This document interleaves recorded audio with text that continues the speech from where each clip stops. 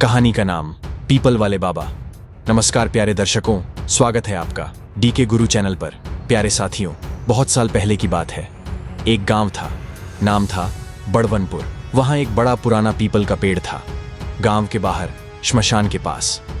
लोग कहते थे उस पीपल पर बाबा रहते हैं जो हर अमावस्या की रात को दिखाई देते हैं। पर ये कोई भूत प्रेत नहीं थे। नहीं, लोग उन्हें पीपल वाले बाबा कहते थे। वो किसी को दिखाई नहीं देते, लेकिन अगर कोई सच्चे मन से उनसे कुछ मांगे तो उसकी मदद जरूर करते हैं। गांव के लोग डरते भी थे और सम्मान भी करते थे।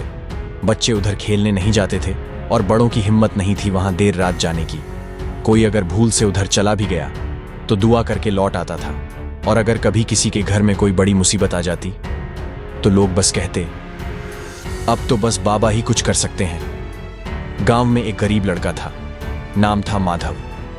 उसकी मां बीमार रहती थी और बाप कई साल पहले चल बसे थे।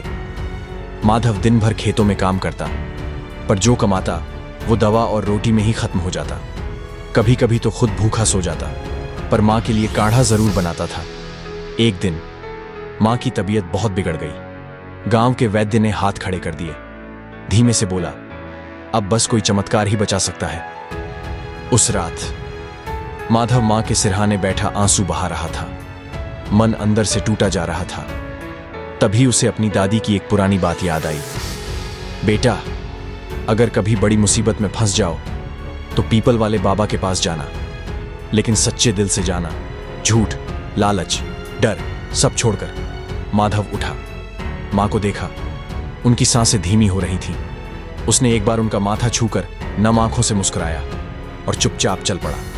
गांव के बाहर श्मशान की ओर अमावस्या की रात थी। आसमान काला, हवा में सिहरन और कुत्ते दूर दूर तक रोते जा रहे थे। हर पेड़ की परछाई डर जैसी लग रही थी, लेकिन माधव रुका नहीं। उसके दिल में एक ही बात थी, मां को बचाना है। वो पीपल के नीचे पहुंचा, हाथ जोड़कर बैठ गया, आंखें बंद की और धीरे से बोला, बाबा, मां को बचा लो, बदले में मेरी जान ले लो, लेकिन मां को कुछ मत होने देना। फिर घंटों बैठे रहा, कुछ नहीं हुआ।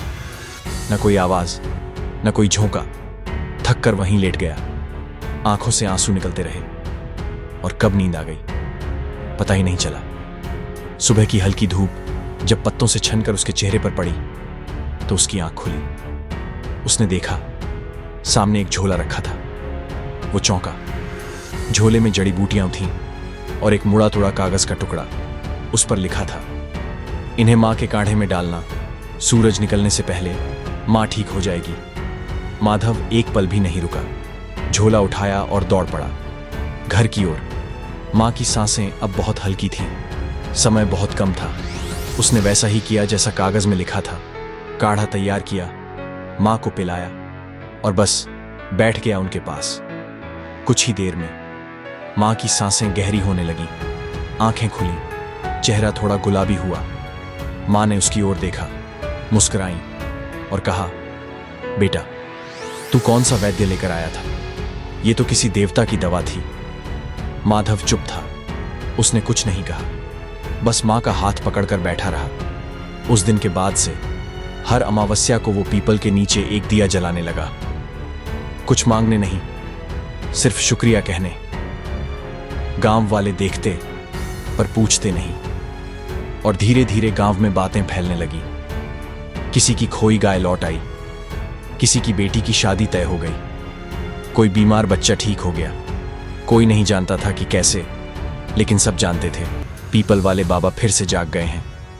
माधव कभी कुछ नहीं बोला, लेकिन उसके चेहरे पर एक शांति थी जो पहले नहीं थी। साल बीते, माधव अब बूढ़ा हो गया था। एक दिन उसने अपने घर के बाहर एक पीपल का छोटा पौधा लगाया। लोग हैरान हुए, बाबा, अब ये क्यों? माधव मुस्कुराया और धीरे से बोला, ताकि अगली पीढ़ी को कहीं दूर न जाना पड़े।